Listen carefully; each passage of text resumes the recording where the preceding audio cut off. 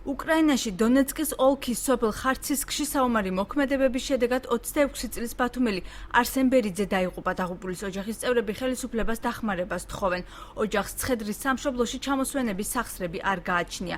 როგორც არსენ ბერიძის ნათესავები ამბობენ, საქართველოს საგარეო საქმეთა სამინისტროში პასუხებს უქმე დღეების მიზეზით ვერ სცემენ. საქმის კურსშია საქართველოს საკონსულო უკრაინაში. არსენ ბერიძე დონეცკის ოლქში 2 დღის წინ გარდაიცვალა.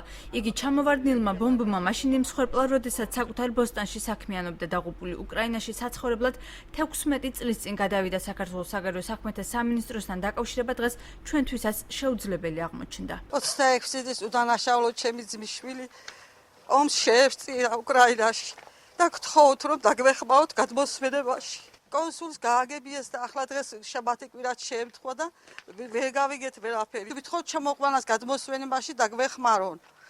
რომ ძალიან ომია იქა და ძნელია გადმოსვენება. ჭირის უფალისთვის შაბათია თუ კვირა მომწუხარე ხალხი ვართ, მაგას მნიშვნელობა ჩვენთვის უკვე არ აქვს.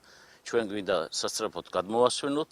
მაგაცა წითელი ჯვარი იქნება, ვიღაცა იქნება ეს საომარ ზონაში შესვლა, გამოსვლა ჩვეულებრივი გლეხი ადამიანისთვის პრობლემა საკითხია, პრობლემური საკითხი და ამიტომ უფრო მეტად სახელმწიფოს მხრიდან ჩაერთონ ამ საქმეებში. თანხებთანაა დაკავშირებული ეს ყველაფერი. ფასები უკვე გვაცნობეს 1000 კიევამდე დაჭირდება დონეცკიდან.